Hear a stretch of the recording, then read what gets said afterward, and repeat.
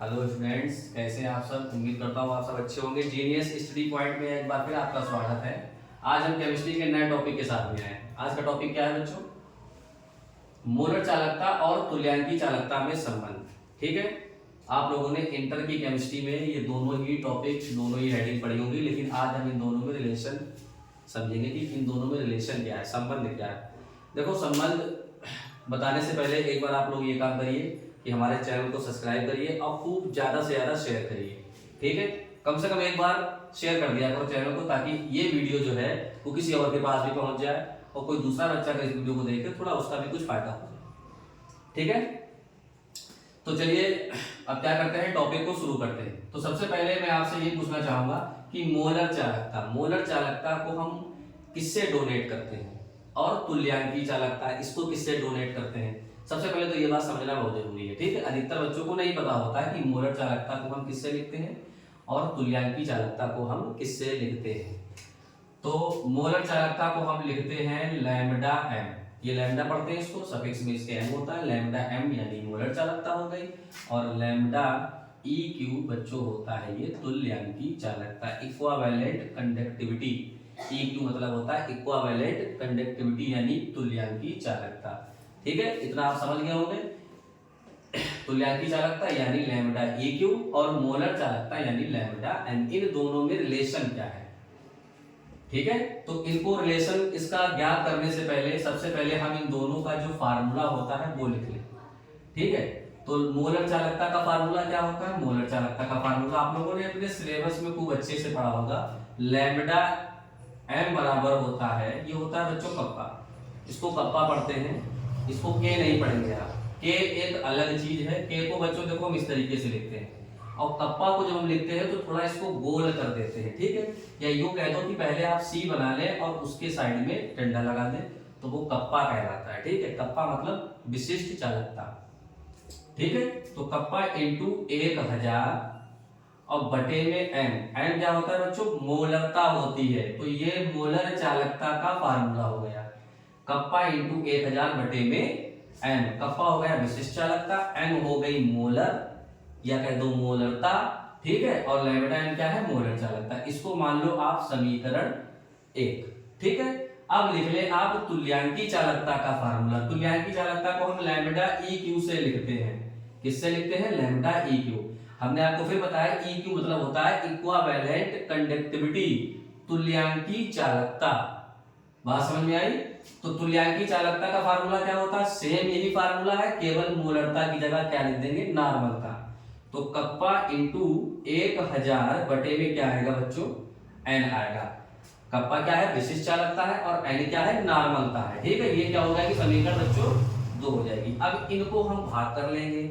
इनको जब हम डिवाइड करेंगे तो डिवाइड करने पर क्या निकल कर आएगा? लैम्डा एम बटे में लैम्डा ई क्यू। ठीक है, अब इन दोनों को डिवाइड कर रहे हैं तो इन दोनों की जो वैल्यू है ये भी डिवाइड हो जाएगी। तो जब हम डिवाइड करेंगे तो देखिए क्या निकल कर आएगा। अब इसके बटे में ही हम क्या लिख लेंगे? कप्पा इंटू 1000 बटे में बच्चों एम। अब आप जानते हैं ये 1000 से ये 1000 कट जाएंगे, कप्पा से कप्पा कट जाएगा। अब आप देखते हैं ये नॉर्मलता है, ये नॉर्मलता की जब गुणा करी जाएगी तो ये नॉर्मलता मोलरता के ऊपर पहुंच जाएगी। तो फार्मूला कुछ आपका इस प्रकार से बनेगा, लैम्डा एम बटे लैम्डा ई क्यू बराबर एन यानी नॉर्मलता बटे एम यानी मोलरता। तो देखो बच्चों, एक आपका फार्मूला ये बन गया, लेकिन अभी जो हमें रिलेशन चाहिए वो रिलेशन नहीं है। हाँ, लेकिन एक ये संबंध है, मोलर चालकता और तुल्यांकी चालकता बराबर नॉर्मलता बटे मोलरता। इससे आप न्यूमेरिकल लगा सकते हैं, जो भी आपके आंकिक प्रश्न होते हैं वो आप लगा सकते हैं। ठीक है, अब इस रिलेशन को थोड़ा आगे बढ़ाते हैं हम लोग। अब इसमें क्या करेंगे? इसमें नॉर्मलता और मोलरता की वैल्यू रख देंगे, जो हमने विलियन यानी सॉल्यूशन वाले चैप्टर में पढ़ रखी है कि नॉर्मलता क्या होती है और मोलरता क्या होती है। ठीक है, नॉर्मलता का फार्मूला क्या है और मोलरता का फार्मूला क्या है। ठीक है, ये आपको पढ़ना है। तो सबसे पहले आप क्या करेंगे? यहाँ पर लिख लें। आपको बता दूं, नॉर्मलता बराबर फार्मूला क्या होता है बच्चों? नॉर्मलता बराबर फार्मूला होता है विलय का भार बटे तुल्यांकी भार और इनटू आयतन लीटर में। यही तो होता है, आप लोगों ने पढ़ा होगा अपने सिलेबस में। और मोलरता का क्या होता है? मोलरता बराबर बच्चों फार्मूला होता है विलय का भार बटे अणुभार और आयतन लीटर में, यही तो होता है। अब नॉर्मलता मोलरता की वैल्यू मैंने आपके सामने लिख दी है, यही वैल्यू आपको इस फार्मूले में लगा देनी है, आपका संबंध आ जाएगा। ठीक है, तो चलिए संबंध को आगे बढ़ाते हैं।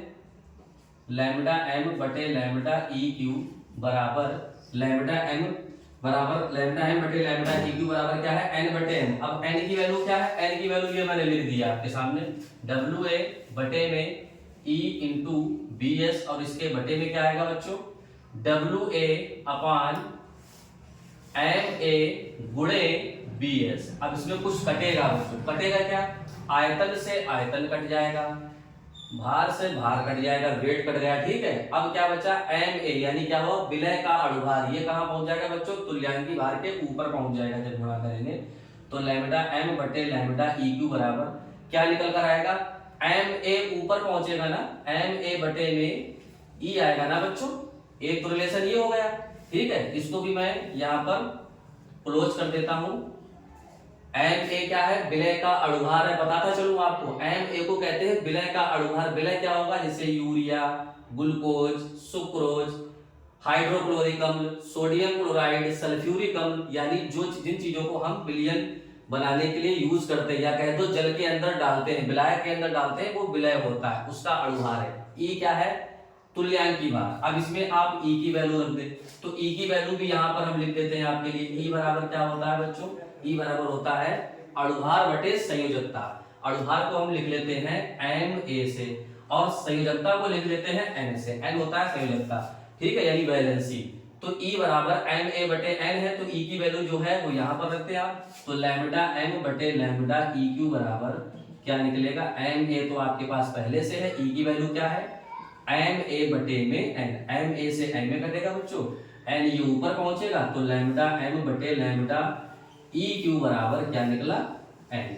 ये आपका संबंध है, इसको हम कहते हैं मोलर चालकता और तुल्यांकी चालकता में संबंध। लैम्डा एम क्या है इसमें, लैम्डा एम है मोलर चालकता, लैम्डा ई क्यू क्या है, लैम्डा ई क्यू है तुल्यांकी चालकता, बराबर एन क्या है, एन हो गई इसकी, एन इसकी हो गई संयोजकता। ठीक है, बैलेंसी। तो यहाँ पर एन की मतलब, एन का मतलब होगा बैलेंसी। एन का मान कैसे निकालेंगे, अगर आपसे कहा जाए कि एन की वैल्यू कैसे निकालेंगे, तो जैसे मान लीजिए अगर आपसे कहा जाए सल्फ्यूरिक अम्ल है H2SO4, H2SO4 के लिए एन की वैल्यू क्या होगी, तो इसको पहले आप क्या करें बच्चों, आयनों में डिवाइड कर ले। ठीक है, आयनों में डिवाइड करेंगे तो H के ऊपर धन आयन आएगा, 2 H है तो 2 से गुणा कर देंगे, उसके बाद सल्फेट पर -2 आएंगे, ये 2 में टूटा बच्चों, तो एन की वैल्यू कितनी लगाएंगे यहाँ पर आप, एन बराबर आप लगा देंगे 2। अगर वो आपसे कहता NaCl के लिए एन की वैल्यू कितनी होगी, तो Na के ऊपर धन का आवेश आता है, Cl के ऊपर ऋण का आवेश, ये एक एक में टूट रहा है, तो एन की वैल्यू कितनी लगाएंगे हम, 1 लगाएंगे। तो जो कंपाउंड होगा वो जितने आयनों में वियोजित होगा, एन की वैल्यू आप उतनी ही लगा देंगे।